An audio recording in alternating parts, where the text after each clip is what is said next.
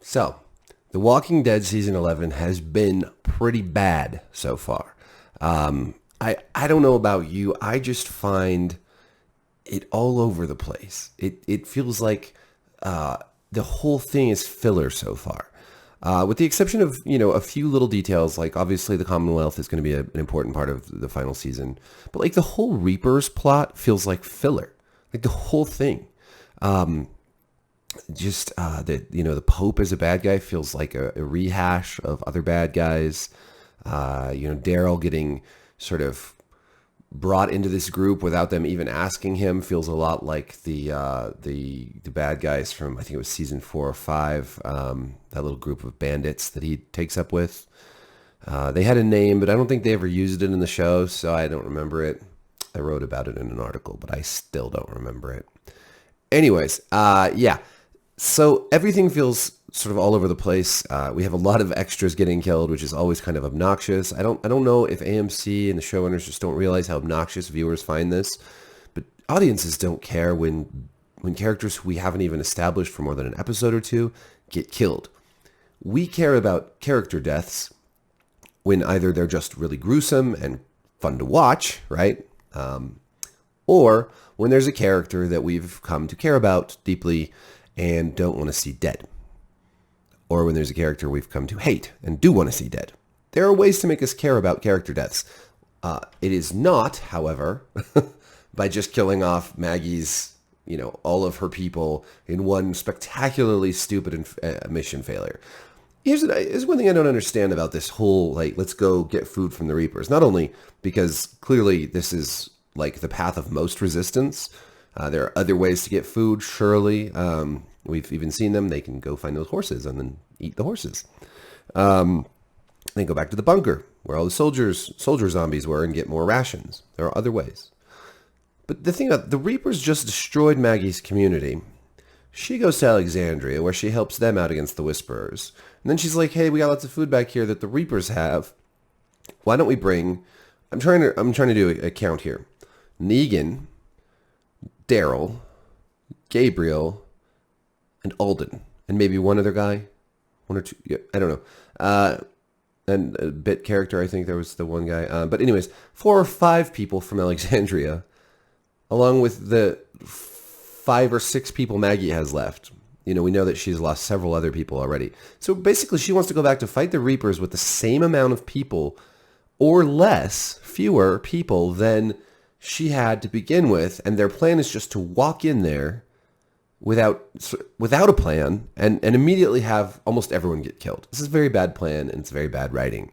Maggie, in particular, has been written into this corner where it's just constant digs at Negan.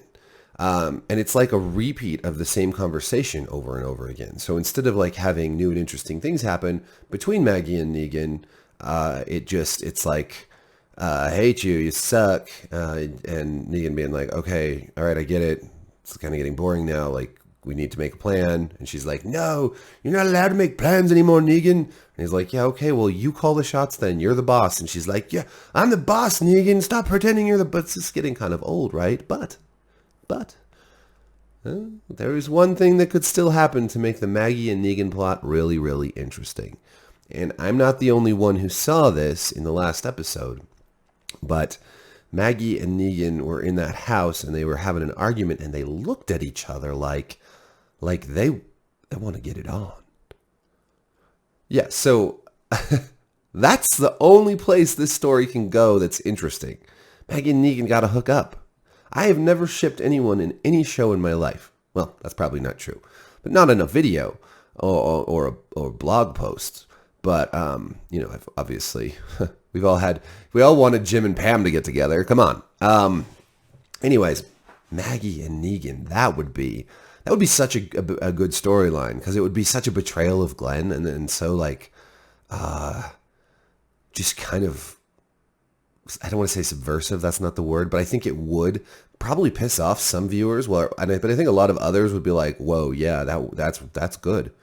If they could have I know they don't do good sex in this show. They don't do good sex in The Walking Dead. They don't do good romance.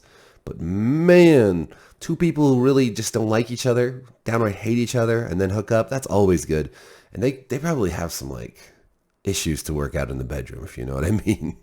I just think it would, of course they would fuck it up because it's The Walking Dead and they screw up everything. It's like Midas's touch, but not gold. So that's where I'm seeing this going. Let's have Maggie and Negan make some babies together. Little baby Negans running around. Maggie, I think she could use it. They could both use it. Let's be real. I swear to God, beyond just the general issue of this show being generally poorly written at this point, in the very first episode of the show, there's a sex scene between Shane and Rick's wife, Lori.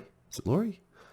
Boy, that's a long time ago, and it's like kind of it's kind of racy, right? But they haven't done much of that ever since. And I swear to God, this is the most pent up post-apocalypse ever. If they're not going to die from zombies, they're going to die from sexual tension and frustration, right? Okay. Anyways, make it happen, AMC. Negan and Maggie. People come up with fun little names for it, like Nagy or Megan. Thanks for watching. Like, subscribe, hit the notification button. And check out my blog at Forbes, where I write about The Walking Dead every week. All right. Peace.